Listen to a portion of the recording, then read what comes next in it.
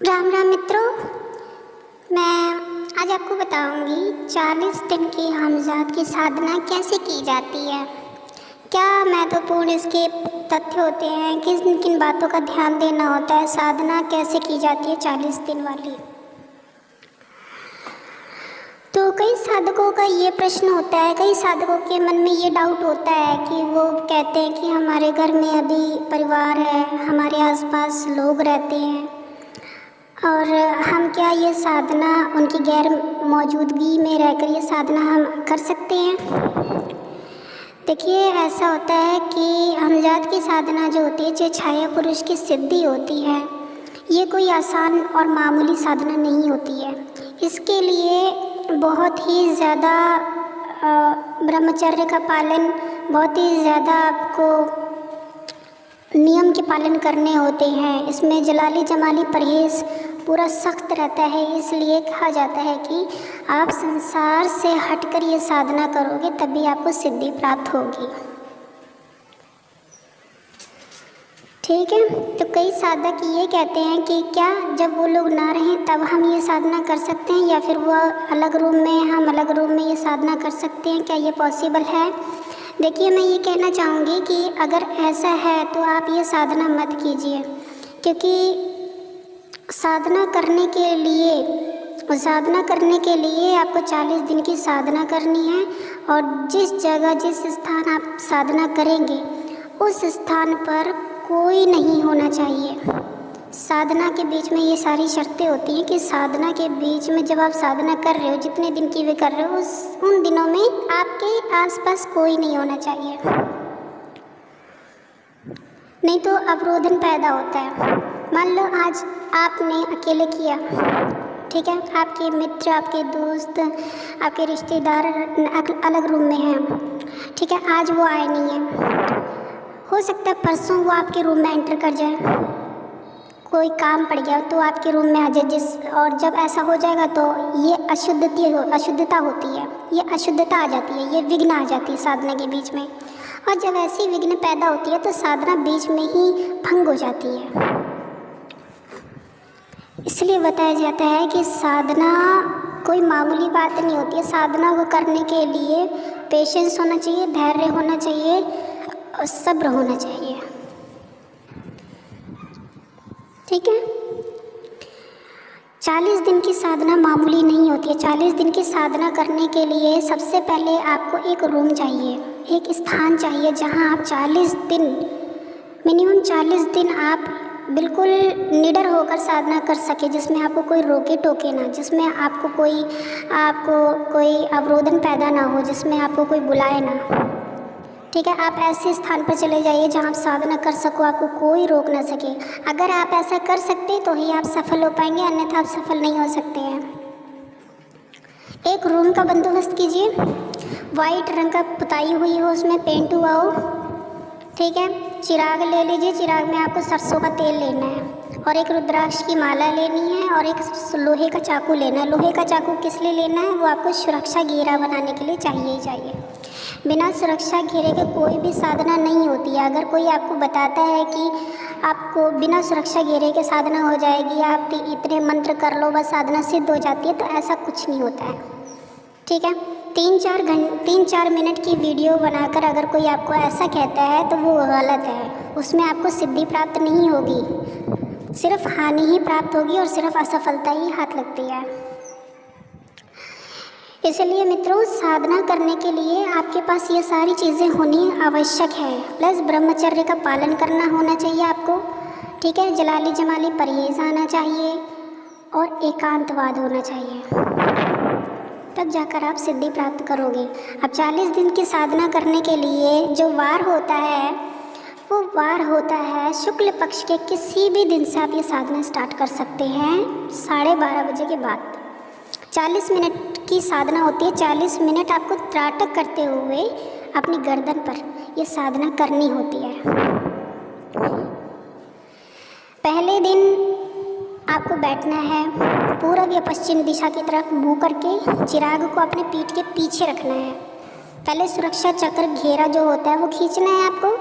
उसके बाद जो चिराग पीछे रखे रहेगा जलता हुआ, उसकी जो उससे जो छाया आपके सामने दीवार पर बनेगी, आपको उसकी गर्दन पर देखते हुए साधना करनी है। और जिगर रखकर ही साधना करना, मजबूत दिल होगा तभी आप साधना में आगे बढ़ पाओगे, तभी आप अनुभव को सहन कर पाओगे।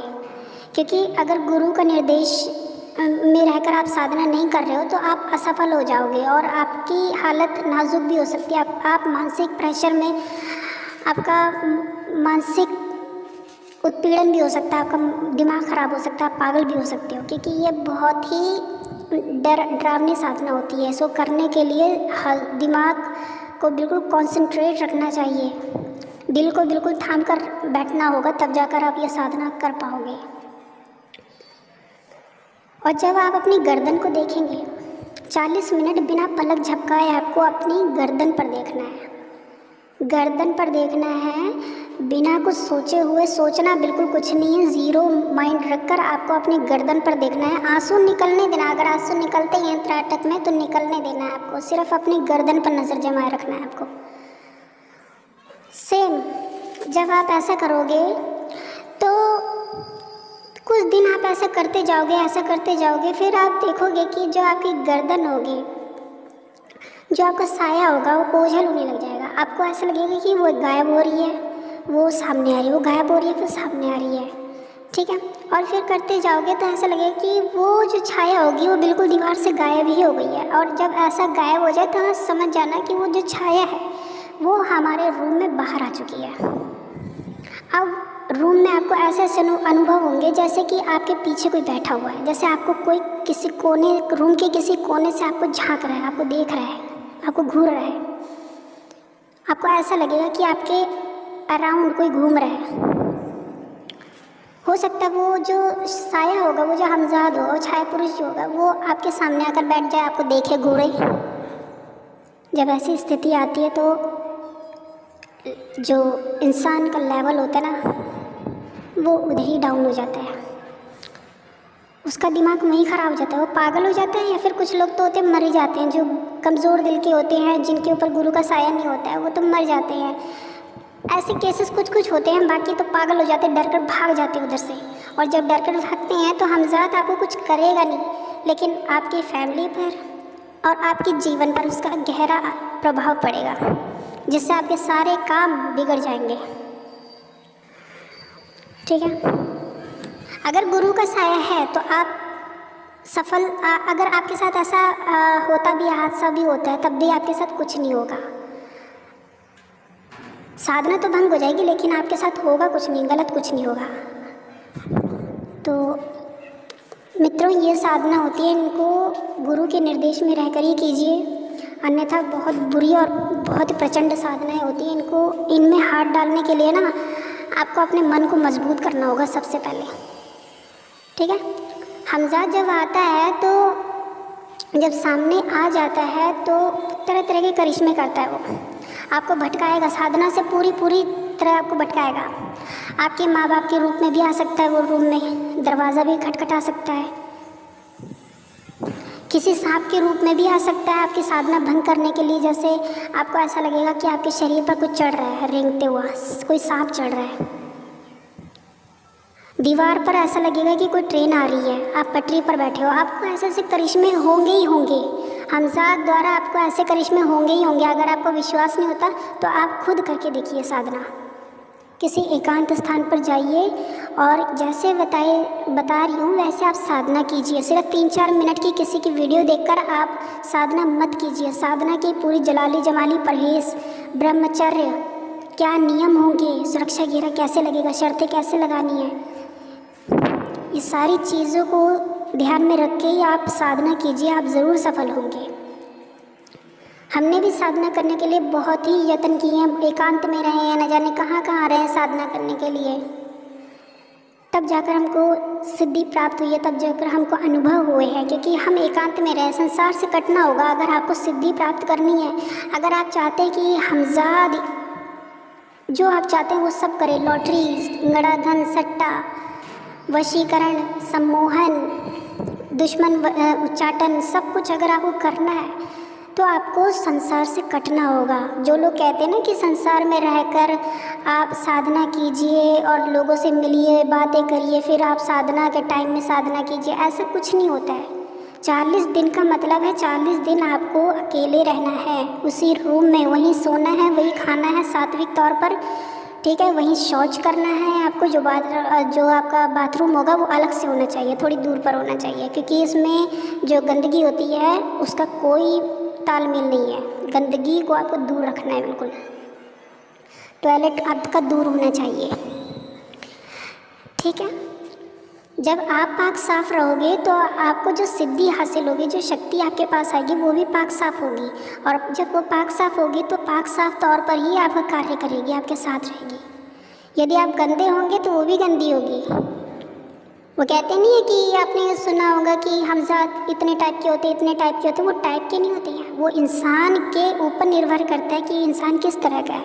अगर इंसान दुष्प्रवृत्तियों का है तो उसका हमज़ात भी दुष्प्रवृत्तियों वाला ही होगा। वो हमेशा उसको बुराई की तरफ ही खींचेगा। अगर मान लो उसका हमज़ात जागृत हो जाता है, उसके वश में हो जाता है, तो उसको बुराई की तरफ ही प्रेरित करेगा चलने के लिए। और कोई भक्ति वाला है, भगवान की पूजा करता है, सात्विक रहता है, नहाता है, फ्रेश होता है, खुशबू से तरोताज़ा रहता है, तो उसका हमज़ात जो होगा वो भी उसको अच्छाई की तरफ ले जाएगा, उसको भक्ति भाव की तरफ ले जाएगा। क्योंकि हमज़ात जो होता है वो साधक से दुगना बलवान होता है। वो कहते हैं ना, अगर आप शेर हो तो वो सवा शेर होता है, आपसे ज़्यादा बुद्धि वो रखता है। ऐसा नहीं है कि आप उसे वश में कर लोगे आराम से, वो आपके वश में हो जाएगा 3 सवाल रख लिया, ऐसा नहीं होता है। जब तक वो सेटिस्फाइड नहीं होता तब तक वो आपसे सवाल करेगा, तब तक वो आपको शर्तों में उलझाए रखेगा। जब तक उसको सही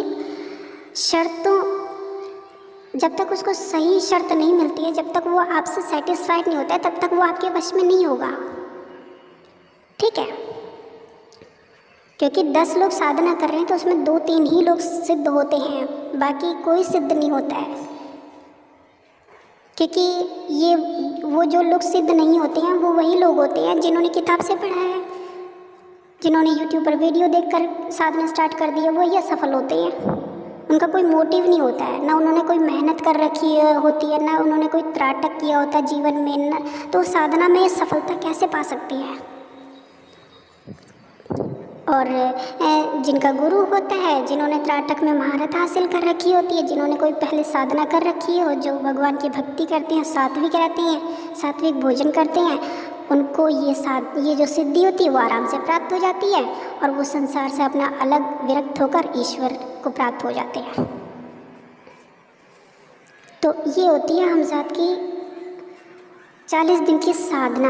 और जब आप ऐसा करते रहेंगे, कुछ दिन आप देखोगे कि वो हमज़ात जो है वो निकल कर बाहर आ गया, वो आपके रूम में, वो आपको ऐसे जतन करेगा, ऐसे भटकाने की कोशिश करेगा कि आप सोच नहीं सकते हो, आपका दिमाग घूम जाएगा कि यह हो क्या रहा है मेरे साथ। होता रियल नहीं है, लेकिन ऐसे करिश्मे करेगा कि आप साधना से भाग जाओ, साधना छोड़ दो आप पूरी। लेकिन साधना छोड़ना नहीं है, जब तक 40 दिन ना हो जाए आपको साधना छोड़ना नहीं है। जब वो हमज़ात को इतना विवश कर दो कि वो आपसे बात करने के लिए ललायत हो जाए, जब वो आपसे बात करना स्टार्ट कर दे पूरी तरह से, जब उसको लगे कि हाँ मेरा साधक जो है अब ये बिल्कुल मजबूत है, तो वो आपसे बात करने की खुद कोशिश करेगा, वो विवश हो जाएगा कि आप उससे बात करो। और जब आप उससे बात करोगे फिर आप हाजिर दिमाग रखकर आप उसे शर्त रखिए, वो आपसे शर्त रख लेगा, तो बस फिर वो आपके वश में हो जाएगा। फिर आप उससे मित्र जैसा व्यवहार कीजिए, एक अच्छे मित्र जैसा, अच्छे सखा, अच्छे गुरु की तरह आप उसको अपना गुरु मानिए, उसको बहुत अच्छी तरह से ट्रीट कीजिए अपनी लाइफ में, तो वो आपको हर पावर दे देगा, हर शक्ति दे देगा। वो जाएगा भी तो आपको सारी पावर देकर जाएगा, ठीक है। और अगर गलत काम करोगे तो वो आपका कार्य तो कर देगा, लेकिन आपका अंदर ही अंदर आपका दुश्मन भी बन जाएगा, जिससे आपकी आगे चलकर किसी दुर्घटनावश आपकी मृत्यु हो सकती है या फिर आपके साथ कोई भी इंसिडेंट हो सकता है, ठीक है। इन शक्तियों को बुलाना आसान है, इनको वश में करना आसान है, लेकिन इनको बैलेंस करके अपनी लाइफ में इनका यूज़ करना बहुत ही मुश्किल है। तो मित्रों, ऐसी साधनाओं में हाथ डालने से पहले पूरी जानकारी लें। 3-4 मिनट की वीडियो देखकर उनकी बातों को अपने दिमाग में बिठाकर उनकी शक्तियों के ऊपर चलकर ये साधना में हाथ मत डालिए प्लीज़। सफल नहीं हो पाओगे, सिर्फ आपका दुष्परिणाम ही आपके ऊपर होंगे, हावी होंगे।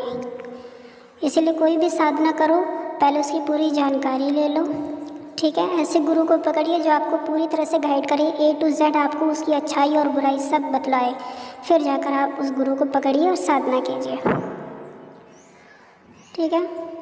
आप अगर मुझसे साधना सीखना चाहते हैं तो आप मुझे कांटेक्ट कर सकते हैं।